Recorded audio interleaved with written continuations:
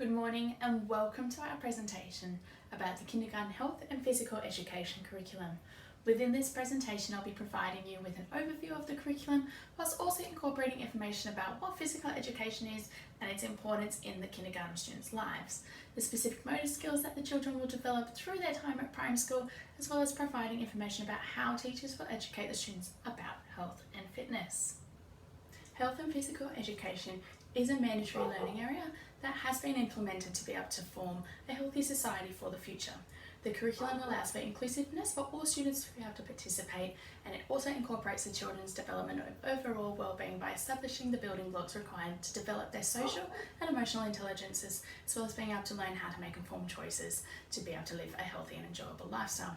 Now, as the World Health Organization puts it, the health education is any combination of learning experiences designed to help individuals and communities improve their health by increasing their knowledge or influencing their attitudes. Health and physical education is imperative for the children's overall well-being.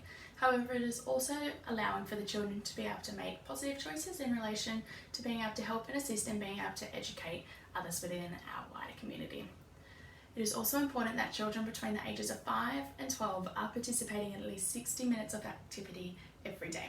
This means children are participating in brisk walks or activities that are more rigorous, like dance or netball, for example, that allows for the exertion of energy.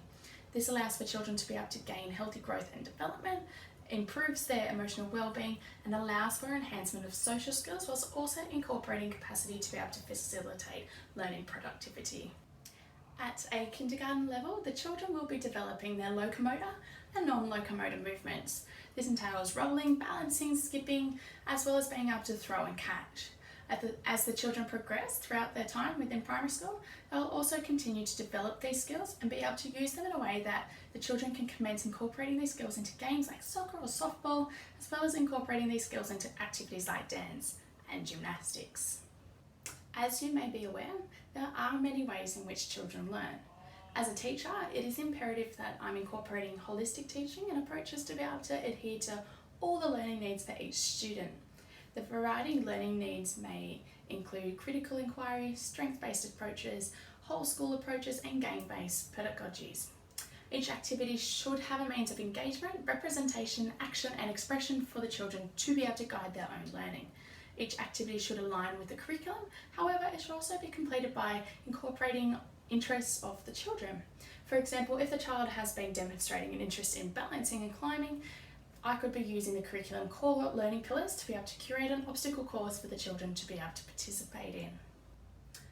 As an example of the flow of a lesson plan, so children would be establishing their own guidelines or rules prior to completing the activity, which also allows the children to be able to identify the risks that may be involved within the environment, the resources, or to themselves or their peers. The students identify the activity and the rules of the activity. They would be using collaboration methods to be able to set up the equipment. They'd use model behaviour approaches to be able to facilitate what behaviours they are meant to display, and then they would use the collaboration method again to be able to pack away the equipment.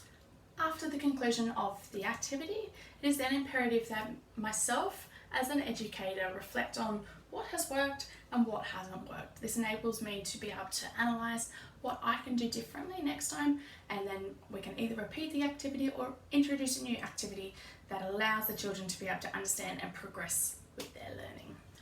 Overall though, through model behaviour teaching approaches, as well as using interest-based learning, the kindergarten students have the ability to be able to move their bodies physically, as well as being able to identify and learn how to manage their emotions and overall well-being. From kindergarten all the way through to the children's completion of primary education, the children will be able to develop and expand upon their locomotor and non-locomotor skills to be able to commence using these motor skills within activities and games.